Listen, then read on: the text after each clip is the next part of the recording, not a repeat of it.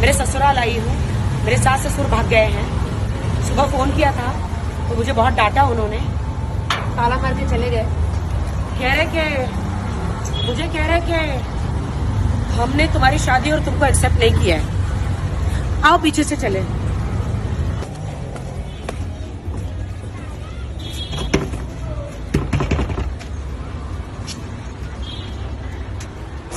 Hello,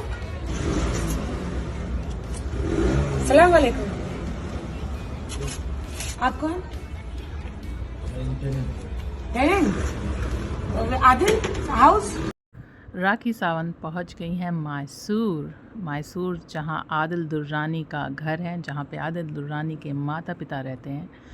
तो राखी सावंत सीधे उनके घर पे पहुंच गई हैं और वहां पे जैसे ही पहुंचती हैं तो आपने देखा कैसे मेन डोर पे, जो मेन गेट है, वहां पे ताला पड़ा हुआ है, क्योंकि वो कॉल करके उनको इन्फॉर्म करके आई थी कि मैं आपके घर आ रही हूँ। तो उन्होंने साफ इनकार कर दिया कि मैं आपको नहीं जानता और बहू नहीं मानता हूँ। तो फिर जब उन्हें पता ही है कि राखी सावंत कौन है, कैसी हैं, इवन ये सारी बातें दुनिया को भी पता है कि राखी सावंत कौन है, कैसी हैं, बेबाक हैं, बेखौफ हैं, तो वो सीधे पहुँच गई आदिल दुर्रानी के घर। और आदिल दुर्रानी के घर पहुँचते ही उन्होंने अड़ोसी पड़ोसी हर किसी से पूछा, पता लगाया, भाई कहाँ है, कौन है, कैसे हैं। उसी घर में ही कोई पीछे रेंट पे रहता है, तो उनसे उन्होंने रिक्वेस्ट करी कि क्या आप मेरा मैसेज देंगी कि आदिल दुर्रानी की वाइफ उर्फ उनकी बहू फ़ातिमा आई थी आप लोगों से मिलने, तो क्या मैसेज देंगे। तो उन्होंने क्या बातचीत हुई वो तो फुल ऑन रिकॉर्ड नहीं हो पाया, बट पड़ोसियों ने बोला कि वो इधर नहीं रहते, तो फिर वो नीचे उतर गई पड़ोसियों से बात करने के लिए। और फिर पड़ोसियों से बातचीत करी और एक पड़ोसी ने कहा भी कि आप तो काफ़ी सुंदर हो। तो उस पर राखी सावंत का जवाब था, तब भी आपके आदिल ने मुझे छोड़ दिया।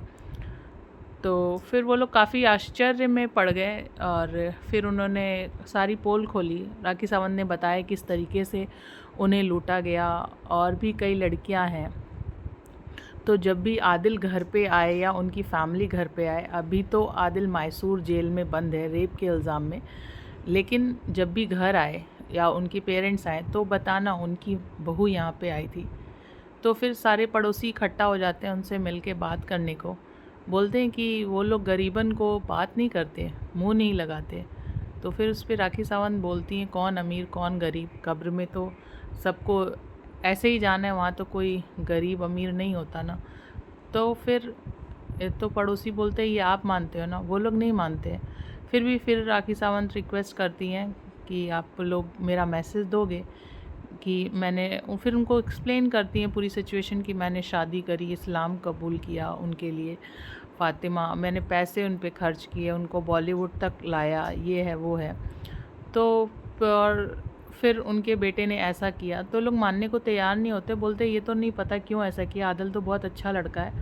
बट एक आंटी बोलती हैं वो गरीबन के मुंह नहीं लगती, बात नहीं करती हैं, तो आपका मैसेज कैसे देंगे। तो राखी सावंत बोलती है, अरे घर में घुस के बात करो ना, कोई गलत बात थोड़ी ना बोल रहे हो।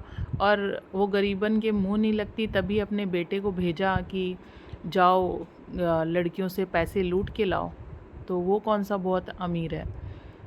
फिर कई लोगों से बोलती हैं कि बताओ कैसे क्या होगा, तो कोई ऐसे ही बोल देता है, अरे आप तो बहू, आपका घर है, तो ऐसे ही बोल देती हैं कि सरकाज़म वे में कि तो मैं क्या ताला तोड़ दूँ।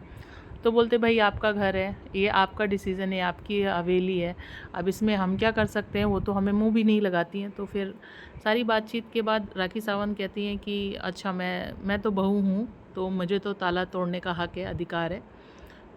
तो लोगों से बोलती हैं तो लोग कुछ एडवाइस देते हैं कि ऐसे टूट जाएगा वैसे टूट जाएगा। तो राखी सावंत फिर फाइनली ताला तोड़ने के लिए आगे बढ़ती हैं। एक दो लोगों से रिक्वेस्ट करती हैं, भाई इधर कोई चाबी वाला है तो उसको बुलाओ और मेरी हेल्प करो ताला तोड़ने में। ये सारी चीज़ें वो ये रिकॉर्डेड ही रहती है। तो बोलते कई लोग कि नहीं, हम पे तो केस बन जाएगा, ये है वो है।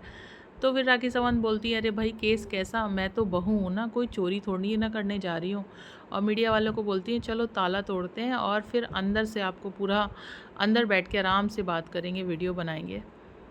पहुँच जाती हैं वो आपको पता ही है कितनी ज़िद्दी हैं और कितना ज़्यादा, लेकिन किसी के साथ जब ऐसा होता है ना तो वो अपने होशो-हवास खो बैठता है। शायद उसी का नतीजा है कि राखी सावंत अपने सेंसेस में नहीं हैं। वो कुछ ऐसे स्टेप्स ले रही हैं, कदम ले रही हैं जो शायद उनको नहीं लेने चाहिए, या जो भी चीज़ें हैं इस वक्त उनका मानसिक संतुलन आदिल दुर्रानी और उनकी माँ के गुज़र जाने की वजह से। उन्होंने ये भी आरोप लगाया कि आदिल दुर्रानी ने उनके माँ के इलाज के पैसे हड़प लिए, गबन कर लिया।